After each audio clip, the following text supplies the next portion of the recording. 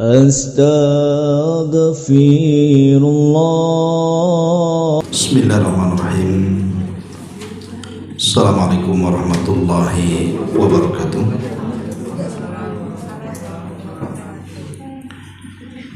Alhamdulillah wassalatu wassalamu ala rasulillah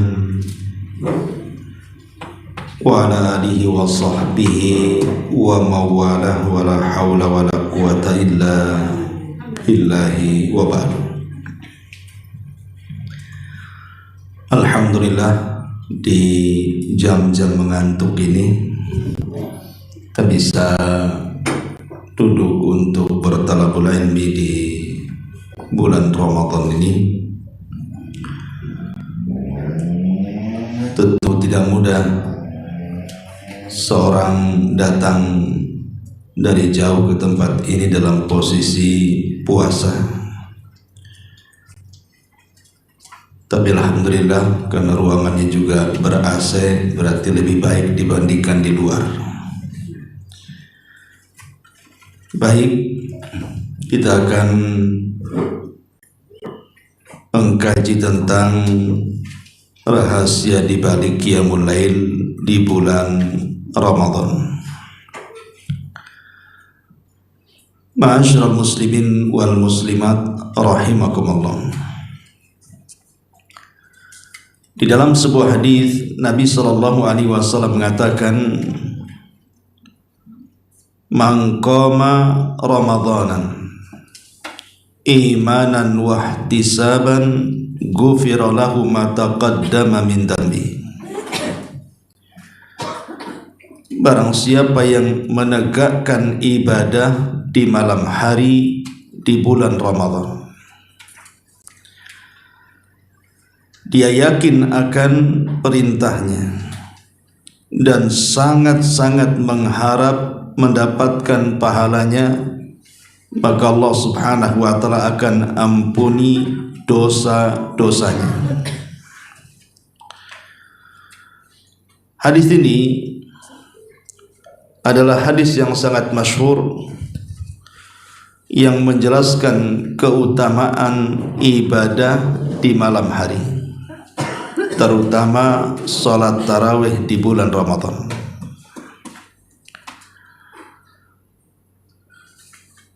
Ma'asyiral muslimat yang dimuliakan Allah, muslimin wal muslimat rahimakumullah. Tarawih adalah bagian daripada qiyamul lail. Jadi qiyamul lail itu umum, kalau tarawih kan khusus. Dan Nabi SAW menggunakan lafaz umum, man qama Ramadanan.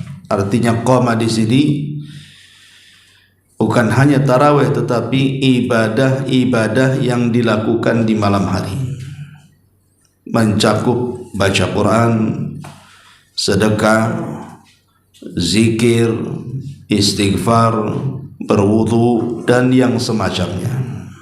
Itu termasuk qiyamul lail. Dan malam hari di bulan Ramadan adalah malam yang sangat istimewa, berbeda dengan di luar Ramadan.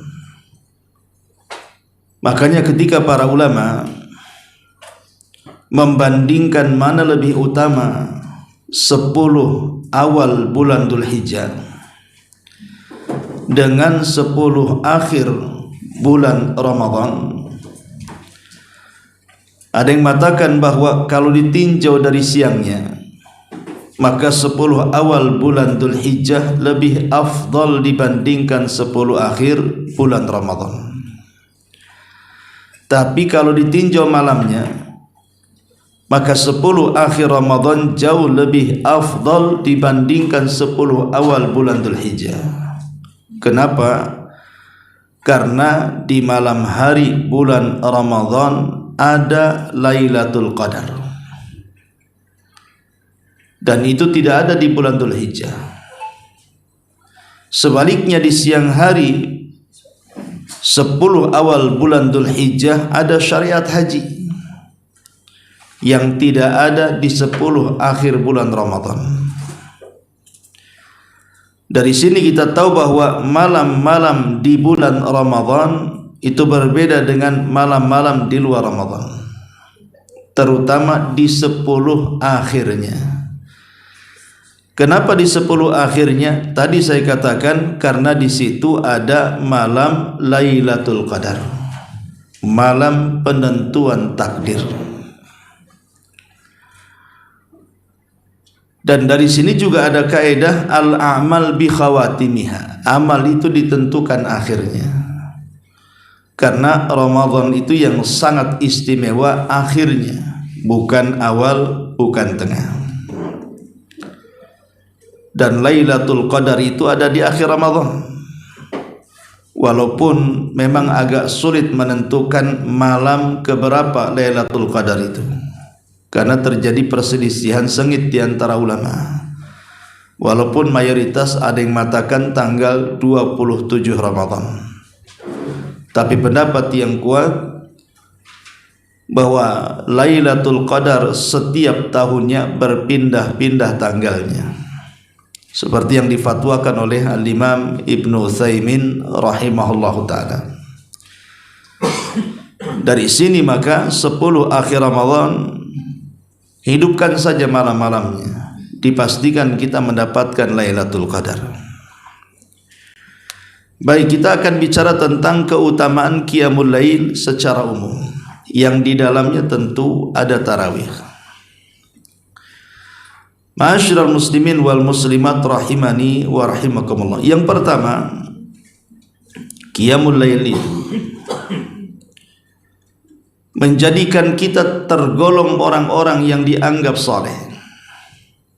Jadi orang yang suka Qiyamul Lail, menegakkan malam dengan ibadah, dengan salat dan yang semacamnya, maka itu amalan orang-orang saleh, sebagaimana disebutkan dalam surah Al-Imran ayat 113 dan 115.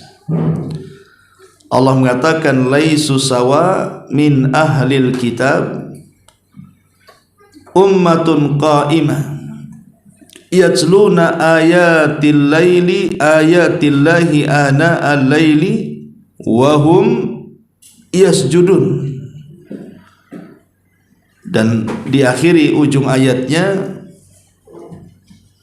wa yusari'una fil khairat wa ulaika minas salihin. Jadi Nabi Allah Subhanahu wa taala menyebutkan dalam surah Al-Imran tentang sebuah umat yang mereka bangun di malam hari membaca ayat-ayat Allah, dan mereka juga melaksanakan sujud alias salat. Maka di ujung ayat Allah mengatakan wa ulaika minas salihin, maka mereka termasuk orang-orang yang saleh. Artinya orang yang suka menegakkan ibadah di malam hari termasuk kebiasaan orang soleh. Berarti kebalikannya, orang yang jarang melakukan ibadah di malam hari berarti orang itu tidak soleh. Ini yang pertama. Yang kedua, Qiyamul Lail itu adalah sifat dari sifat-sifat ibadur rahman, sebagaimana disebutkan dalam surah Al-Furqan ayat 63 sampai 75. Wa ibadur rahman, dan hamba-hamba ar-Rahman Allah Subhanahu wa taala, alladzina yamshuna 'alal ardi haunan wa idza khatabahumul jahiluna qalu salama, sampai kepada walladzina yabituna li rabbihim sujjadan wa qiyama, dan orang-orang yang mereka terjaga di malam hari terhadap Rabbnya, mereka senantiasa sujud dan berdiri. Maka nomor dua, bahwa Qiyamul Lail adalah sifat ibadur rahman. Yang ketiga, ajrun makhfiyun liman yakumul laila. Orang yang suka menegakkan ibadah di malam hari ada pahala yang tersembunyi. Sebagaimana Allah mengatakan dalam surah As-Sajdah ayat 16 sampai 17. Tatajafa junubuhum 'anil madhaji'i yad'una rabbahum khaufan wa tama'an Wa mimma razaqnahum yunfikun fala ta'lamu nafsun ma ukhfiya lahum min qurrati a'yun jazaa'an bima kanu ya'malun. Lambung-lambung mereka jauh dari tempat-tempat tidur mereka. Mereka berdoa kepada Rabb mereka dengan penuh rasa takut dan harap, dan terhadap apa yang kami rizkikan mereka berusaha untuk menginfakkannya. Maka jiwa tidak tahu apa yang disembunyikan kepada mereka dari keindahan yang dipandang mata sebagai balasan terhadap apa yang mereka telah kerjakan di dunia. Jadi pahala orang yang menegakkan ibadah di malam hari, termasuk tarawih di dalamnya, maka ibadah itu memiliki pahala yang pahala disembunyikan. Tentu pahala yang disembunyikan lebih besar dibandingkan pahala yang ditampakkan. Jadi Allah sudah menyediakan pahala besar bagi orang-orang yang senantiasa menjauhkan lambung mereka dari tempat tidur untuk beribadah kepada Allah di malam hari. Kemudian yang keempat, Qiyamul Lail itu mengangkat kita menjadi hamba-hamba Allah yang bersyukur. Aisyah Ummul Mukminin radhiyallahu anha, satu hari beliau sedang terbaring di tengah malam sementara Nabi SAW sedang sholat. Karena memang kamar Rasul itu sempit, sehingga terkadang Nabi SAW sedang sholat itu tersentuhlah bagian kakinya, sehingga Aisyah radhiyallahu anha menyadari bahwa kaki Nabi SAW itu pecah-pecah karena hampir setiap malam melaksanakan tahajud. La Aisyah radhiyallahu anha sebagai istri tercinta Rasul tentu tidak tega dengan kondisi suaminya yang sudah sepuh. Maka Aisyah radhiyallahu anha meminta kepada Nabi SAW agar meringankan ibadahnya, mencukupkan dengan yang wajib-wajib. Tapi Nabi SAW justru mengatakan, afala uhibbu an akuna abdan syakura. Tidakkah engkau sukai kalau aku ini menjadi hamba Allah Subhanahu wa taala yang bersyukur? Jadi Nabi SAW mengatakan kepada Aisyah bahwa salatku di malam hari itu tanda syukurku kepada Allah Subhanahu wa taala. Bahkan dijelaskan ketika Nabi SAW agak menggemuk badannya, maka Nabi SAW pun tetap salat malam dalam kondisi duduk. Jadi kalau dia kemudian hendak ruku ataupun hendak sujud, maka beliau pun dalam posisi duduk. Jadi salat malam sambil duduk itu boleh, tidak ada masalah. Terutama yang gemuk-gemuk ya, yang kalau berdiri kecapean, maka boleh dia sambil duduk. Tapi bagaimanapun salat sambil duduk dapat separuh pahala salat berdiri. Maksudnya bagi salat sunnah ya. Kalau salat wajib ya batal karena berdiri itu rukun. Intinya bahwa Nabi SAW mengatakan bahwa Qiyamul Lail itu bagian daripada tanda syukur kita kepada Allah Subhanahu wa taala. Makanya di bulan Ramadan ada dua sifat yang banyak memasukkan orang ke dalam surga. Pertama sabar, dan yang kedua syukur. Sabar dengan puasa dan syukur dengan salat tarawih. Makanya kenapa di bulan Ramadan banyak orang masuk surga? Karena banyak yang tersifati dengan dua sifat ini. Pertama sifat sabar, dan itu ada pada puasa. Dan yang kedua sifat syukur, dan itu ada pada Qiyamul Lail. Ini yang keempat. Yang kelima, Qiyamul Lail ini menjauhkan kita dari api neraka. Qiyamul Lail ini menjauhkan kita dari api neraka. Sebagaimana disebutkan tentang kisah mimpinya Abdullah ibn Umar radhiyallahu anhuma. Jadi satu hari Ibnu Umar ini bermimpi. Mimpinya aneh karena dalam mimpi dia dimasukkan ke dalam neraka, diperlihatkan neraka. Di Ibnu Umar itu dalam mimpinya tiba-tiba dibawa oleh seseorang, kemudian masuk ke dalam neraka, diperlihatkan bagaimana kondisi neraka itu. Tapi kemudian setelah itu dia pun keluar lagi dari neraka, hanya diperlihatkan kondisi neraka seperti apa. Kemudian habis itu dia keluar lagi dari neraka. Lah mimpi ini kemudian disampaikan kepada Hafsah, karena Ibnu Umar itu kan saudara daripada Hafsah, sama-sama putra daripada Umar radhiyallahu anhuma, tentang kisah bahwa ada dua malaikat yang membawa dia kemudian membawa ke neraka. Setelah itu kemudian disangkanya dia akan dimasukkan, tapi kemudian malah dikembalikan kembali. Maka Hafsah pun akhirnya menceritakan hal ini kepada Nabi SAW tentang mimpi Ibnu Umar ini. Maka Nabi SAW mengatakan, ni'mar rajulu Abdullah law kana yusalli minal laili. Kata Nabi SAW, sebaik-baik orang adalah Abdullah kalau dia mau melaksanakan salat malam.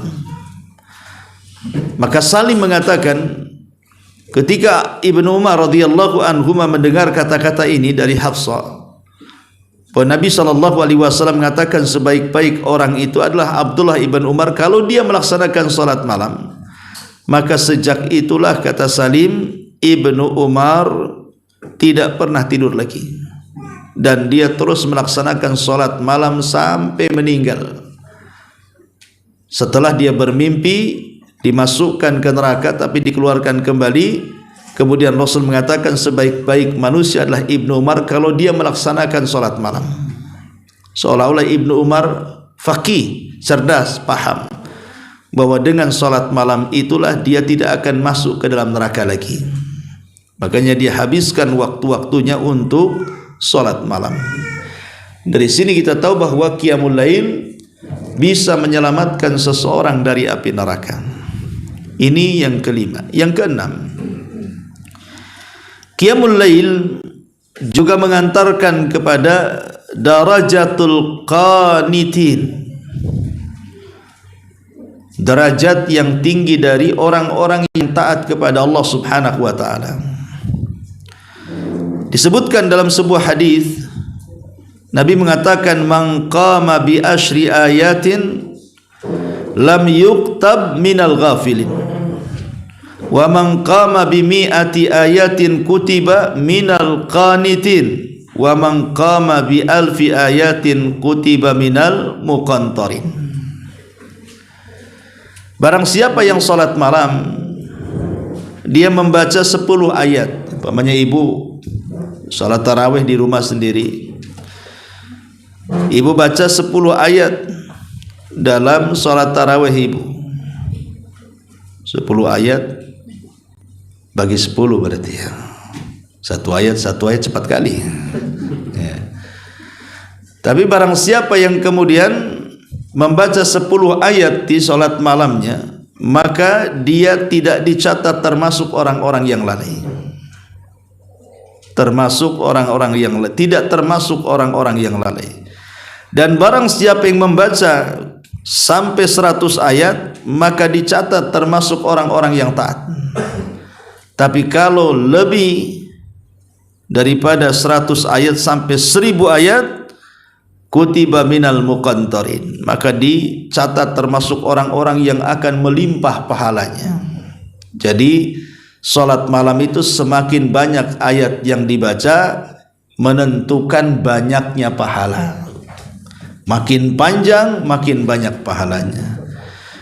Ustaz, saya ingin sebenarnya banyak-banyak, cuman hafalan saya terbatas. Nggak apa-apa bu, pegang mushaf ya, pegang mushaf, baca di mushaf, terangkan lampunya, Kalau remang-remang nggak kebaca nantinya. Kalau sibuk nengoki dia nggak dibaca-baca.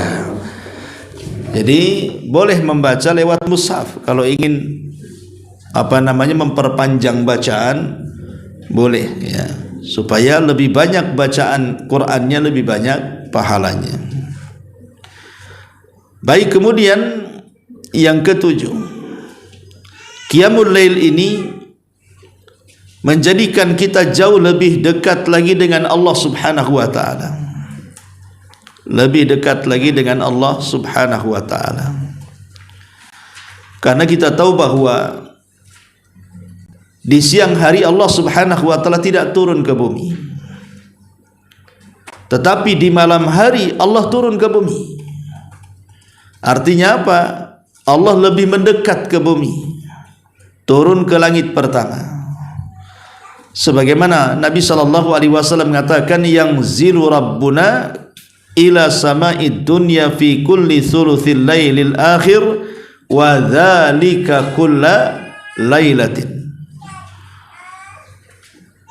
Allah Subhanahu wa taala turun ke langit dunia di sepertiga malam akhir.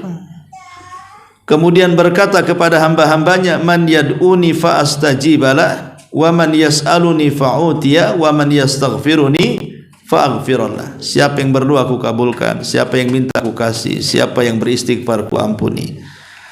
Lah, dengan turunnya Allah Subhanahu wa taala di malam hari, bukan di siang hari ke langit dunia, menunjukkan bahwa ibadah di malam hari itu jauh lebih dekat dengan Allah, dan Allah lebih dekat dengan kita, sehingga keinginan-keinginan kita mudah dikabulkan, doa-doa kita mudah diijabah, dan dosa-dosa kita akan lebih mudah diampunkan. Makanya Qiyamul Lail itu justru lebih mendekatkan kita lagi dengan Allah Subhanahu wa taala. Ini yang ketujuh. Yang kedelapan, Qiyamul Lail juga adalah waktu seseorang itu mudah untuk mendapatkan ijabah doa. Kata Nabi SAW, inna fil laili la sa'ah la yuwafiquha rajulun muslimun yas'alullaha khairan min amri dunya wal akhirati illa a'tahu iyyahu wa dhalika kulla lailatin. Dalam hadis Muslim, Rasul mengatakan dari sahabat Jabir, sesungguhnya di malam hari ada satu waktu yang kalau seseorang yang muslim bertepatan dengan waktu itu dalam berdoa, di mana dia meminta kebaikan dunia dan akhirat, kecuali dia akan dikabulkan permintaannya, dan itu setiap malam. Cuman jam berapanya nggak tahu. Tapi di sini Nabi SAW mengatakan, pokoknya di malam hari itu ada satu waktu yang kalau kita bertepatan dengan waktu itu saat berdoa, pasti mustajab. Baik kita meminta perkara dunia atau akhirat, pasti dikabulkan. Dari sini kita tahu bahwa Qiyamul Lail adalah waktu yang tepat untuk pengabulan doa dan tempat pengaduan urusan kita kepada Allah Subhanahu wa taala. Jadi kalau ibu bapak ini banyak urusan, banyak masalah, maka adukan masalah ini kepada Allah di malam hari. Itu tepat sekali, karena setiap kita pasti ada masalah, tidak mungkin tidak ada masalah. Entah masalah hidup, masalah kesehatan, masalah ekonomi, masalah keluarga, masalah anak-anak, masalah orang tua, macam-macam masalah itu. Maka silahkan adukan di malam hari, karena yang membuat masalah itu Allah, dan yang mengangkat masalah juga Allah. Maka mintalah kepada zat yang mengangkat masalah. Karena ada orang yang kalau ada masalah suka buat status di Facebook. Nah, itu ada orang kalau ada masalah itu justru buat status supaya orang tahu dia sedang ada masalah. Kejamnya dunia, dekatnya neraka. Itu ada orang yang pokoknya kalau ada masalah itu statusnya dipenuhi kata-kata macam-macam supaya dunia tahu kalau dia ada masalah. Emang kalau dunia tahu, dunia bisa apa? Nggak bisa apa-apa. Yang punya Facebook saja senyum-senyum saja. Ini ngapain nulis di Facebook saya katanya. Jadi intinya bahwa kalau ada masalah mengadu kepada Allah, dan itu di malam hari. Karena malam hari itu adalah waktu mustajab doa. Kemudian yang ke-9, Qiyamul Lail itu sebab dari sebab-sebab seseorang masuk ke dalam surga. Dari sebab-sebab orang masuk ke dalam surga. Sebagaimana disebutkan dalam hadis Muadz bin Jabal radhiyallahu an,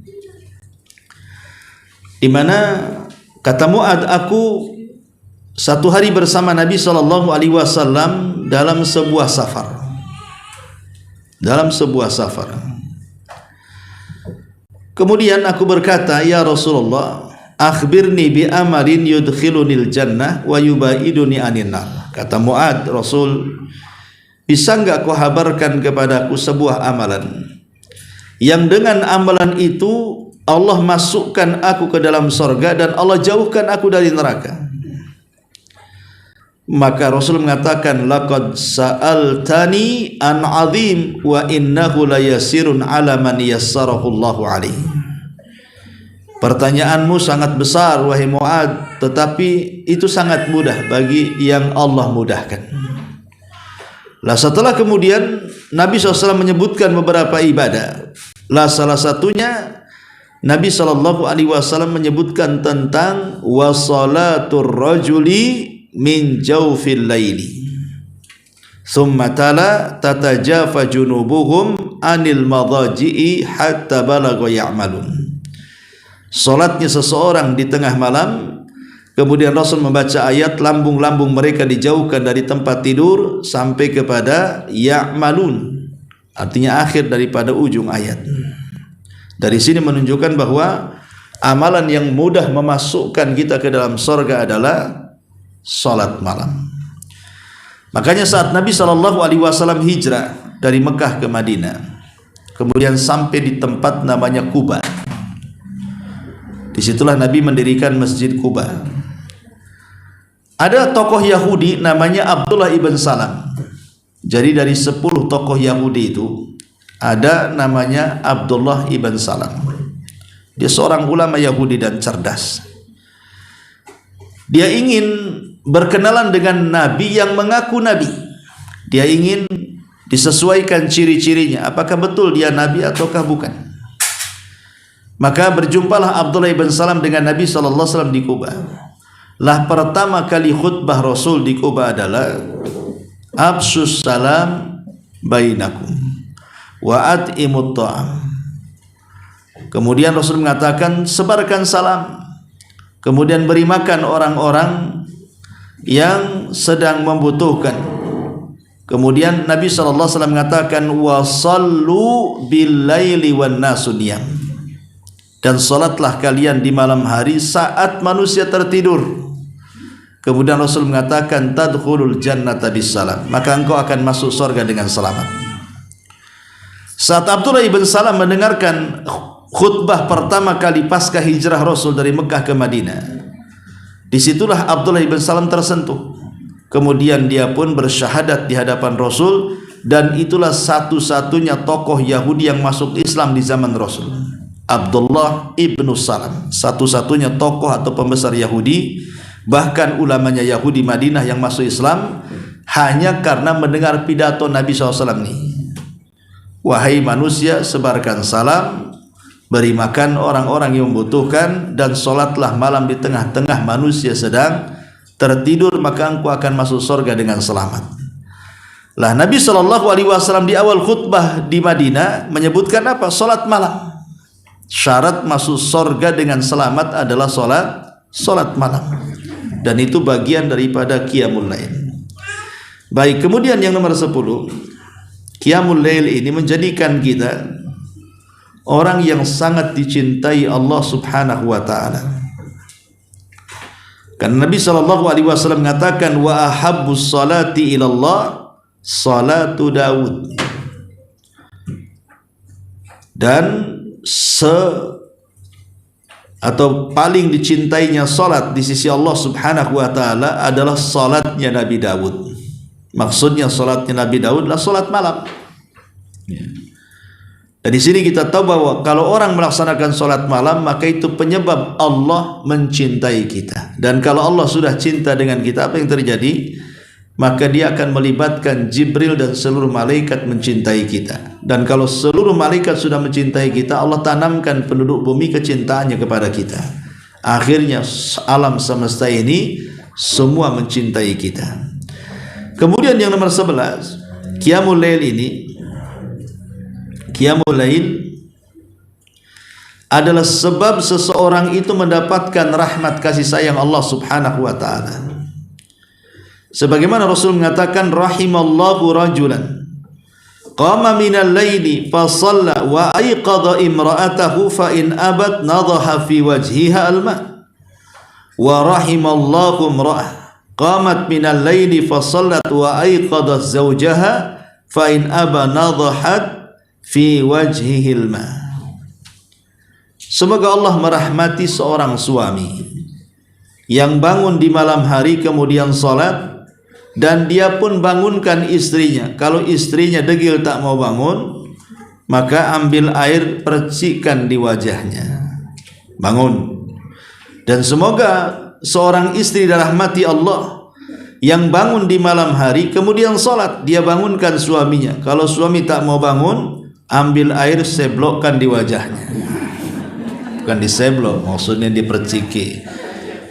Itu kalau diseblok itu kalau suami tidurnya kayak bangkai, ya itulah kasih seblok. Tapi di sini menunjukkan bahwa kalau seseorang kemudian tegak di malam hari dan salat malam dan mengajak pasangannya untuk salat malam, ini sebab turunnya rahmat. Karena Rasul mengatakan rahimallah, semoga Allah merahmati. Dan rahmat itu adalah mengakibatkan kasih sayang. Seorang pasangan kalau sholat malam berdua, maka akan melahirkan kasih sayang.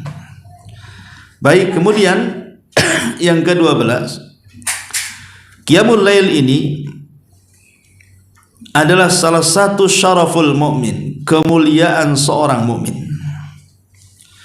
Kata Nabi SAW dalam hadis Sahal ibn Sa'ad,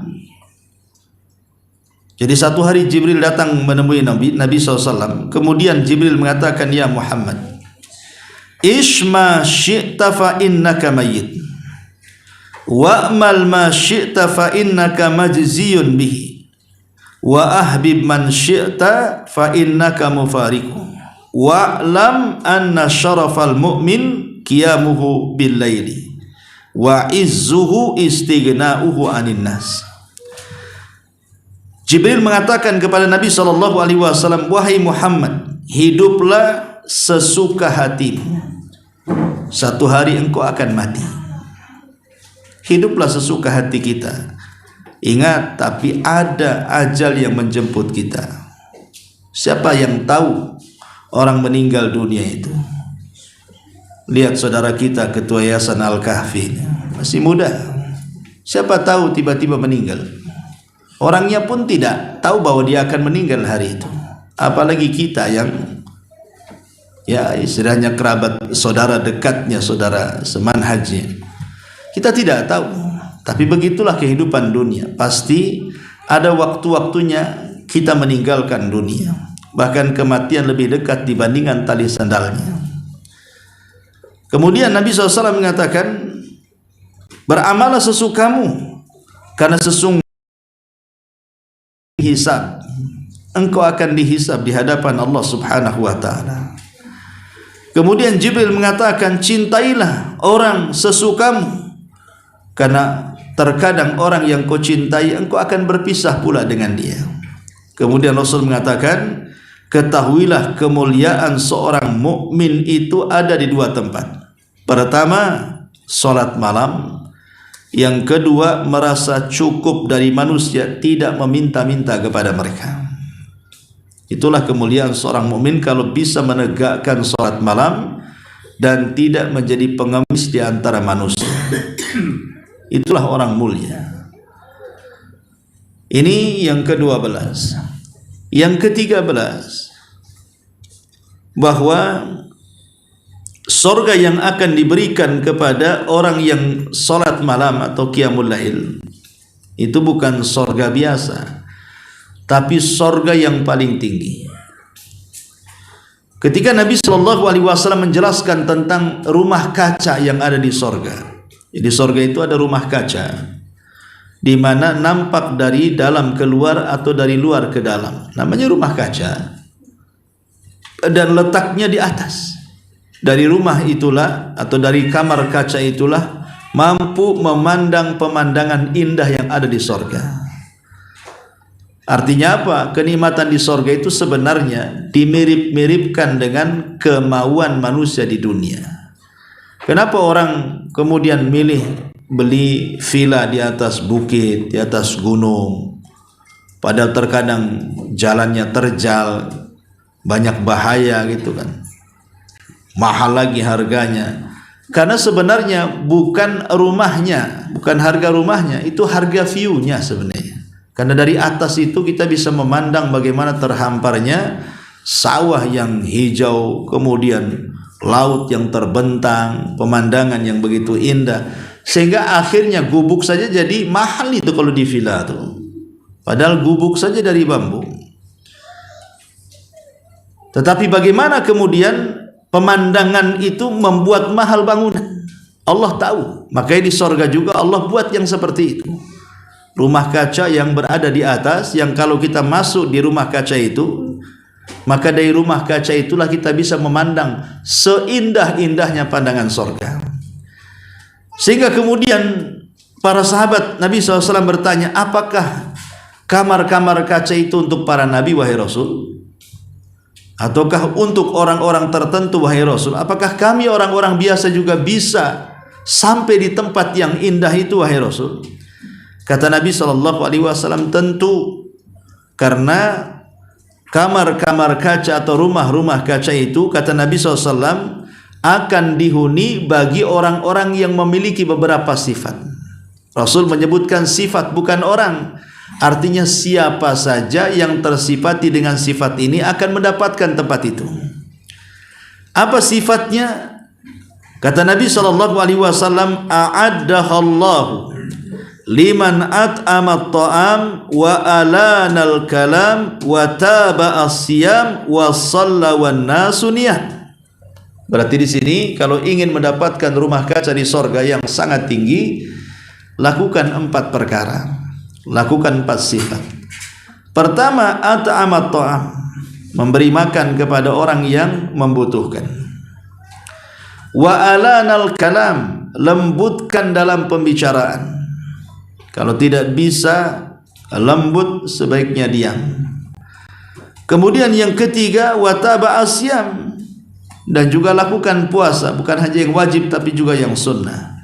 Dan yang terakhir, wasalla wan nasu niyam, dan salat dikala manusia tidur. Maksudnya qiyamul lail. Dari sini diantara syarat mendapatkan surga, tempat yang paling tinggi, rumah-rumah kaca di surga itu adalah orang yang melaksanakan qiyamul lail. Ini yang ke-13.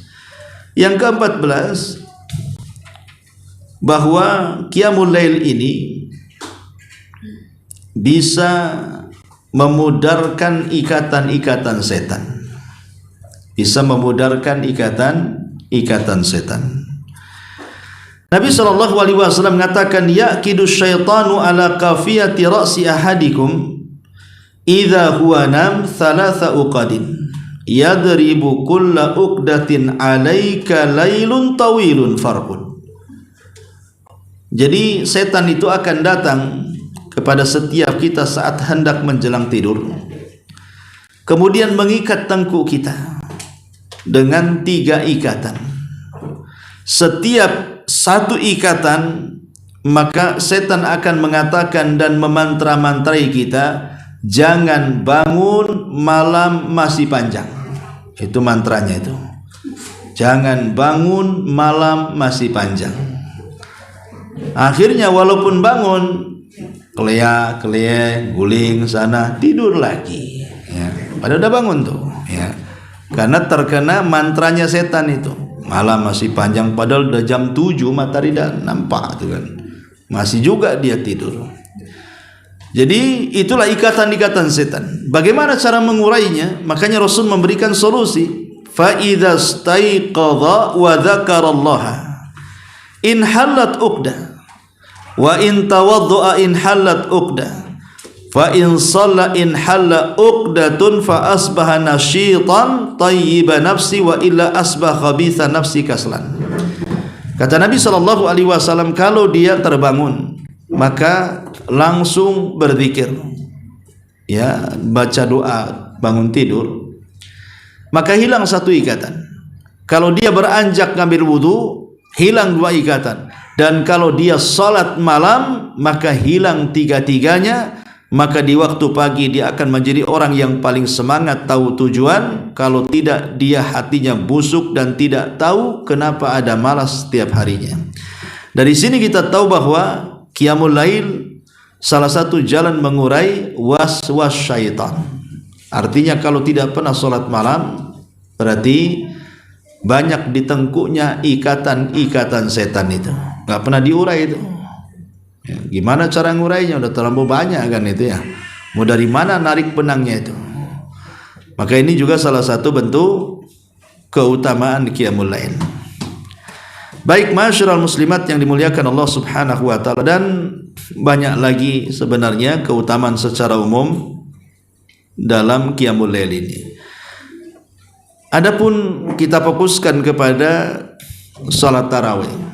Satu di antara ibadah qiyamul lail adalah salat tarawih. Salat tarawih ini, ibu bapak yang dimuliakan Allah Azza wa Jalla, adalah sunnah muakkadah. Jadi bukan sunnah biasa, dia sunnah muakkadah. Kenapa sunnah muakkadah?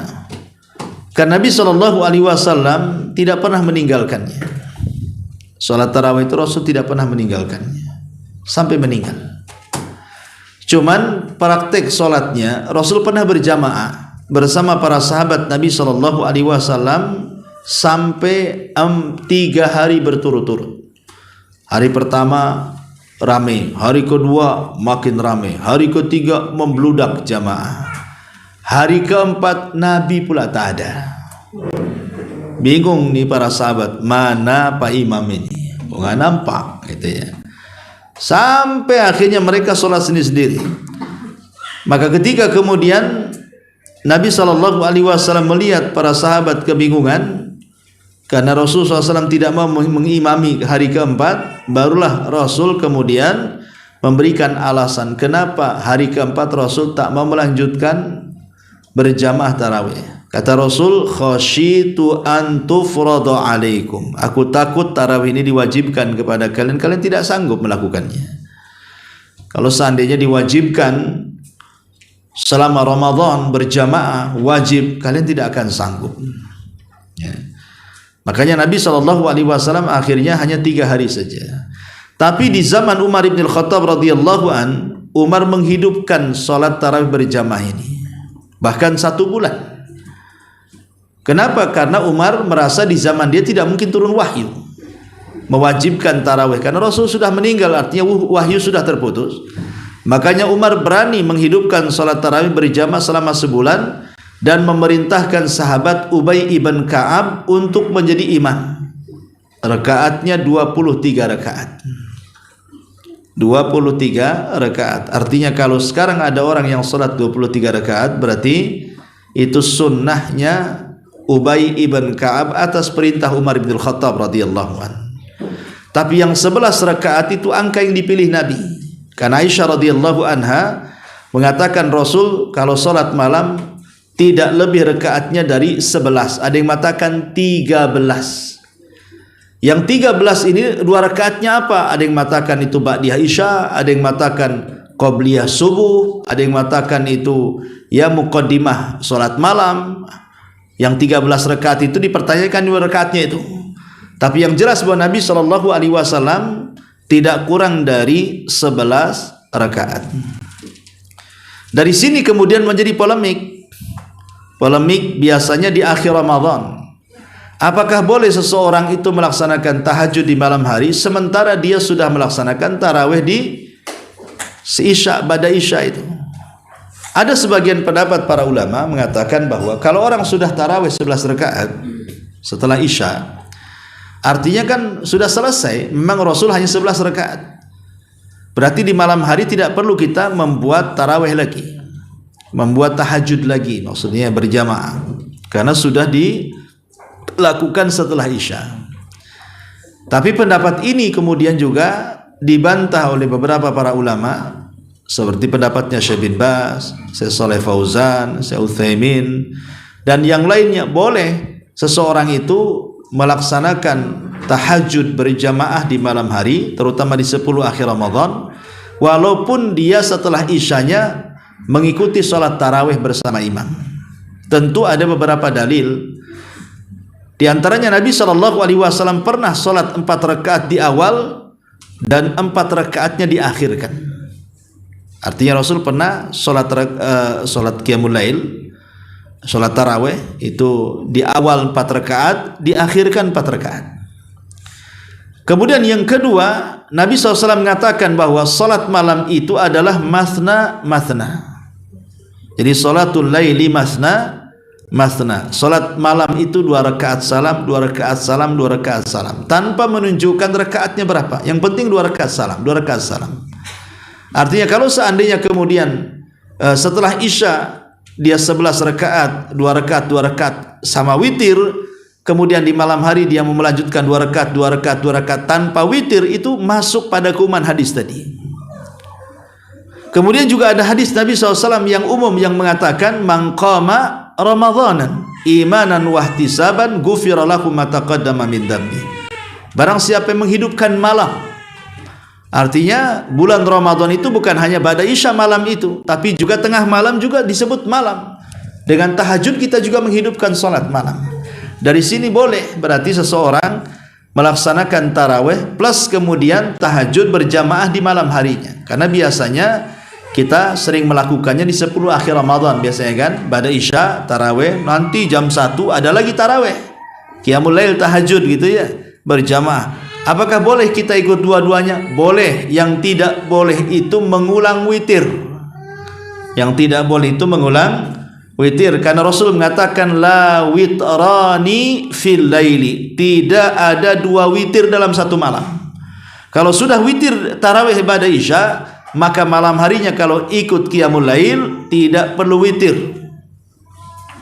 Kenapa? Karena sudah witir. Kalau witir ketemu witir jadi genap nantinya, belum witir jadinya. Ya, makanya tidak boleh ada 2 witir dalam satu malam. Ya. Baik, ma'asyiral muslimin wal muslimat rahimakumullah. Ada sebuah hadis tentang salat tarawih. Nabi SAW mengatakan, man qama ma'al imam hatta yansarifa kataballahu lahu qiyama lailatin.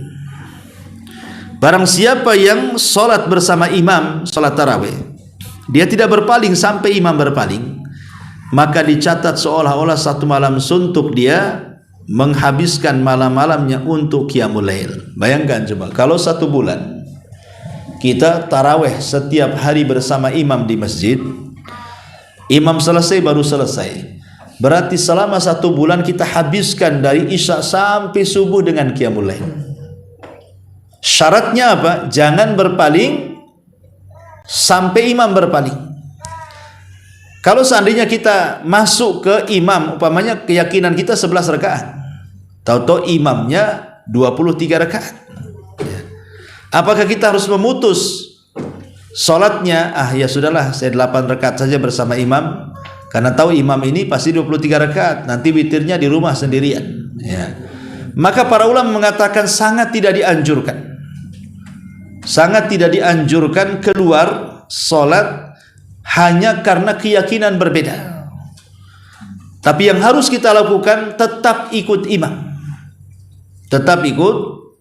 yang 23 rakaat, walaupun keyakinan kita 11, sudah kita hantamkan saja dengan imam 23 rakaat, kemudian sampai ikut salam, baru itu mendapatkan keutamaan seolah-olah kita menghabiskan semalam suntuk dengan qiyamul lail. Tapi kalau kita mufaraqah keluar, ya nggak dapat apa-apa, nggak dapat pahala kutibalahu qiyam lailatin, dicatat baginya seluruh malam untuk qiyamul lail. Ya. Begitu juga sebaliknya, imamnya 11. Kita ini berkeyakinan 23 rakaat. Ya sudah, nggak apa-apa ikut imam. Dia mendapatkan pahala yang sama dengan yang sebaliknya tadi.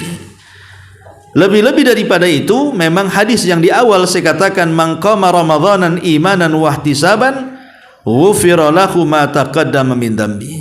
Barang siapa yang menegakkan salat tarawih yakin dengan perintahnya, sangat mengharap pahalanya. Artinya tarawihnya itu bukan sekedar tarawih, memang dari rumah itu pengen dapat pahala dari tarawih.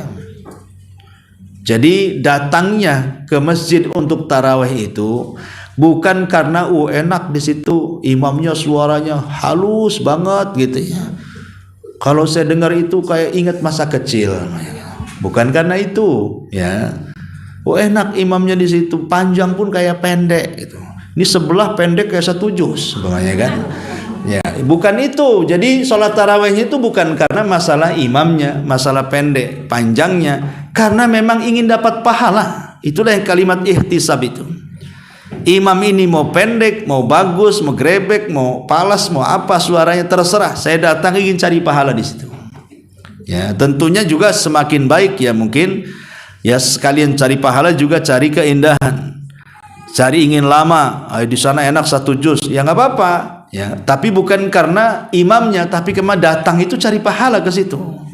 Itulah yang dikatakan Allah akan ampuni dosa-dosanya. Bahkan dalam riwayat itu, kharaja min dunubihi ka yaumin waladathu ummuhu.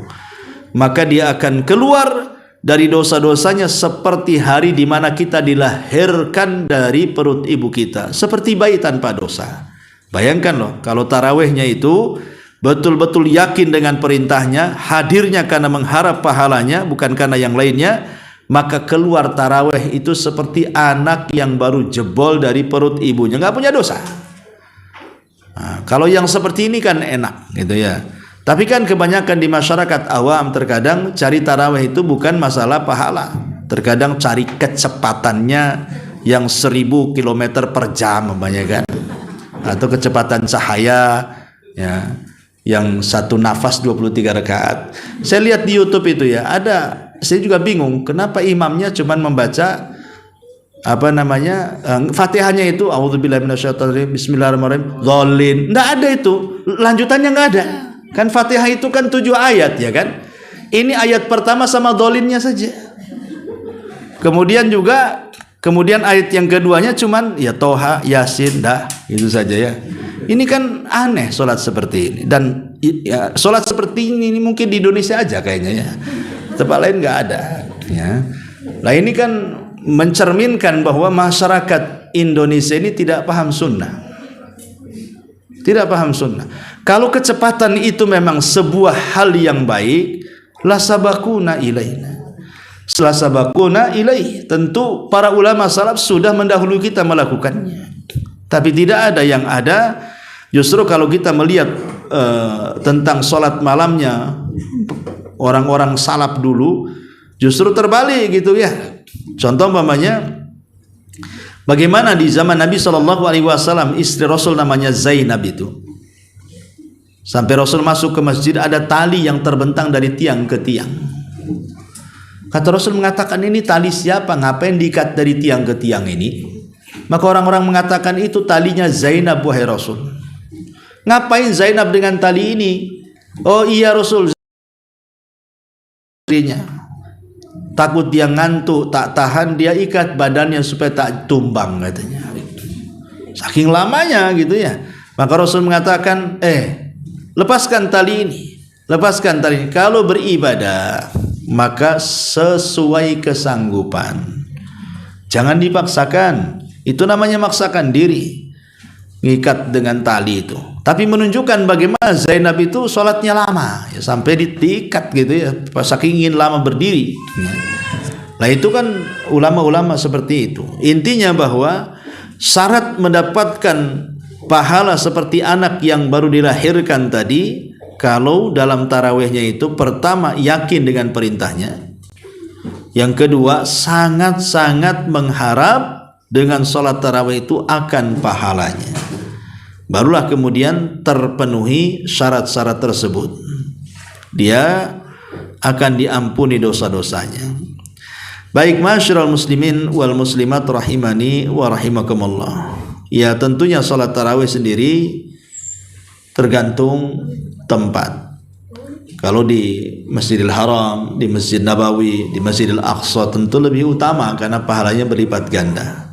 Tapi yang tidak punya kesanggupan, maka salat tarawih itu sangat dianjurkan di masjid. Sangat dianjurkan di masjid, karena bagaimanapun salat di masjid dengan rame-rame dengan adanya imam itu sangat membawa kekhusyuan bagi makmum. Tapi bagi ibu-ibu yang ingin salat di rumah ya tidak ada masalah. Ya, tapi kalau maslahatnya lebih besar di masjid, sebagian para ulama maka lebih baik di masjid. Contoh umpamanya ibu tidak punya hafalan, kulhu diulang-ulang, ya. Sementara di masjid ini imamnya hafalannya 30 juz, suaranya bagus. Dan kalau sholat di belakangnya rasanya lebih khusyuk dibandingkan sholat sendiri. Kalau memang ada rangsangan yang jauh lebih khusyuk, maka tarawih di masjid lebih bagus dibandingkan sholat di rumah. Ya, sholat di rumah. Tapi kalau memang di rumah ada keluarga sesama wanita, umpamanya ibu punya anak pernah mondok, hafal Quran, suaranya bagus gitu ya. Sementara masjid di sampingnya itu ya sudah banyak rakaatnya, suaranya nggak enak, khusyuknya nggak ada. Kadang-kadang baru ruku i'tidal, baru i'tidal sujud, nggak jelas bacaannya, ya sudah, bagus sholat di rumah. Berarti kan tidak bisa mengambil khusyuan di masjid. Intinya lihat masalah. Kalau memang di masjid lebih baik, ya insya Allah di masjid lebih bagus. Kalau di rumah lebih baik, ya insya Allah di rumah jauh lebih baik. Baik, saya kira lama-lama suara saya seragam kan bahaya ini ya. Jadi kita buat tanya jawab saja, silahkan. Iya.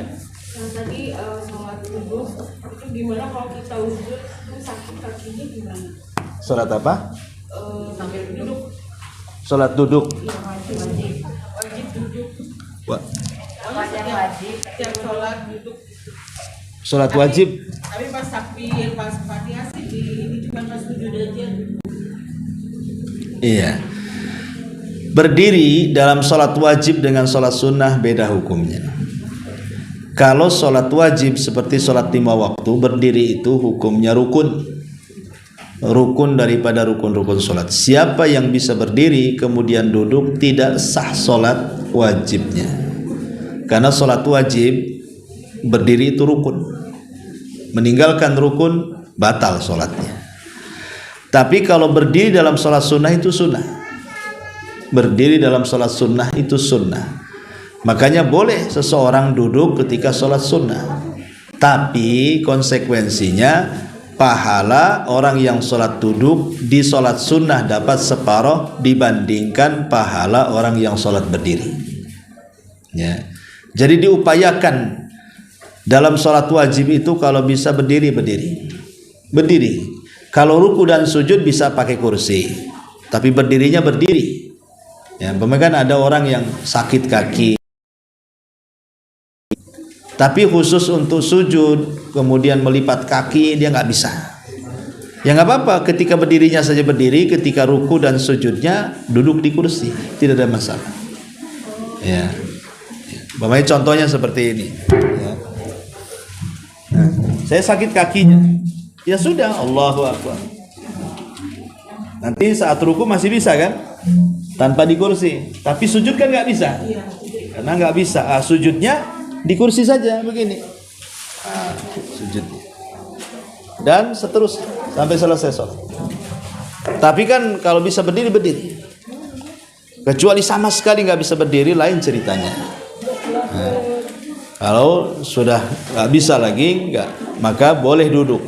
Seperti Rasul mengatakan, "Shalli qa'iman fa in lam tastati fa qa'idan fa in lam tastati wa ala jambin." Salatlah berdiri, kalau tidak bisa duduk, kalau tidak bisa maka berbaring. Wallahu a'lam. Ya. Ustaz, kalau kita lagi sholat tarawih tapi belum selesai, udah selesai sholat tarawih, kita sambung lagi sholat tahajud baru ditutup witir, boleh? Sambung sholat tarawih sendiri? Iya, lagi di rumah nih Ustaz. Maksudnya witirnya tengah malam? sholat taraweh nih misalnya 8 Sendiri. rakaat, ya sendiri. Terus ditambah misalnya kita tambahin sholat tahajud 4 rakaat baru ditutup dengan witir. Boleh, nggak ada masalah. Boleh. Kalau sendiri boleh. Kalau sendiri di rumah ibu mamanya taraweh, witirnya diakhirkan nanti aja lah, malam dicampur dengan tahajud, nggak ada masalah. Kalau sholat sendiri, tapi kalau sholat bersama imam, maka ikuti sampai imam selesai. Kalau sendiri bebas. Pak Ustadz, kalau kita baca surahnya itu menggunakan Al-Quran, itu kan gerakannya jadi di luar gerakan sholat, itu nggak apa-apa Ustadz? Misalnya Al-Qurannya kita taruh di samping meja nih, pas kita setelah baca Al-Fatihah kita mengambil Al-Quran, kemudian kita taruh. Boleh, asal mejanya dekat. Jangan pula ibu di kamar, mejanya di ruang tamu gitu. Itu jalan-jalan. Maksudnya ibu kalau sholat mejanya samping. Ketika berdiri ya nggak apa-apa. Kan di samping, nggak ada masalah. Asal jangan jauh-jauh. Itu aja. Ya. Wallahu a'lam. Iya. Baik, sampai di sini. Subhanakallahumma wa bihamdika asyhadu an la ilaha illa anta astaghfiruka wa atubu ilaik. Allahu ta'ala. Assalamualaikum warahmatullahi wabarakatuh.